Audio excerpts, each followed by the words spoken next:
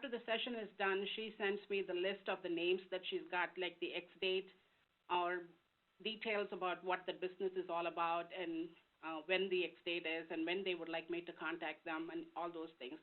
So as soon as I get that in, I input that into my ECMS and send them a thank you letter saying thank you for giving us your X date. I will contact you 60 days prior to your X date. And usually my assistant then calls them. If the renewal date is June 1st, she contacts them around March 31st, April 1st, and just says, hey, we know your renewal is coming up. We would like to have an opportunity to sit down with you and show you what Farmers has to offer with regards to your business. And then and then they'll tell them, okay, call me in middle of May or beginning of May or something, and then we'll call them again. At this time, she will see if she can set up a time for us to meet. And I have 50-50 where the client comes to the office, or they will say, oh, I can't make it to the office. If she wants to meet me at my work, that's fine with me. And either one is okay with me. So if I go meet them in their place of business, I really like it. This way it gives me an opportunity to look at what this business is all about, what they do there. It gives me all the, if I'm going to insure the building, I get to see the building and all those information that I need. And then I gather all the information and I come back and put together a proposal for them. Now I take it back to them. When I go meet with them, I tell them about what Farmers has to offer. Like we have this package policies, premier and primary, and these are the coverages. I give them all those details, leave them a brochure so that they can review it. And when I go back with the proposal, now they know what I'm talking about. And that's one way I do it. And if it's an X date, like I said, they get a letter from me, so they know that I'm going to be calling them 60 days prior to their X dates, their renewal date. So you just send the letter out, and then 60 days prior, somebody from your office calls them? Correct. Okay. Just for the sake of time here, does anybody have any questions for Reva? Anything specific you'd like to talk to her about? This is Tana Maddox in Clute, Texas. I do. What I find is just what you said, that especially if we get an X date that's 6 or 7 months in advance, it's difficult to keep your name in front of them. And then also, I'd like to know where she's getting her leads, because I also feel like we're kind of shotgunning leads. We're giving y'all SIC codes, and every month we just seem to pull more leads. Or should we concentrate on a list maybe 2 or 3 months and try to work that list? Are you buying the list from us now? Yes, that's correct. Okay, so you're doing list management with us. Okay. Yes. And you're picking certain SIC codes. That's correct. Okay. And what are you wondering? I guess I'm trying to. Well, like let's say this month we'll pull a list of companies, and then the next month we may get 5 leads, 5 X dates, but then the next month we go and pull another list. Should we maybe work the same list? The same list for 2 or 3 months? When you're calling 100 names and you're only getting 6 X dates and may not even get the right person, of course, when you're calling. Mm-hmm. I'm just wondering, or do we just keep pulling them? How many sessions are you doing a month right now?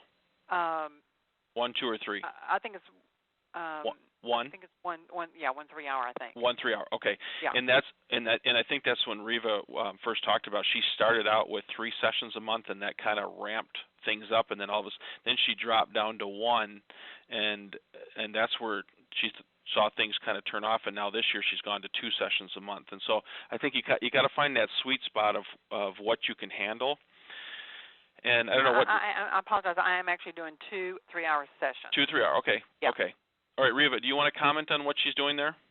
Okay, what I do personally is my leads are from Market Point, and I give that list to CFC, and then the telemarketer calls for me. I don't want to give out the name of the telemarketer because she's excellent, right. And I want to keep her right.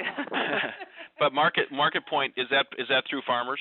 That is Farmers, through Farmers. Yeah. Okay, and what SIC codes are you using? What are you going after, Reva? I do habitational. I do restaurants. My biggest thing right now is auto body service repair, ASR, and I seem to be having a good thing with them this year. I've written already 3 of them this year. And I also Reva, Go ahead. I'm sorry. When you get that list from Market Point, are they working that list every month? Let's say you gave them 200 names. Are they continue to call them if they don't get them, or do you give them a new list every month? No, I don't give them a new list every month. Okay. It's the same list, and then she will let me know, Reva, I've exhausted this list. Can I have a new list? And then I give her a new list. Okay, that's what I feel like I'm doing is I'm just doing a new list every month, and maybe we're missing some opportunities because at that point maybe they didn't get a hold of them, you know. Right. Exactly. Yeah. And those are the things that you kind of learn along the way. What works best for you. And, right. Right. Yeah. Okay, you know, that's right.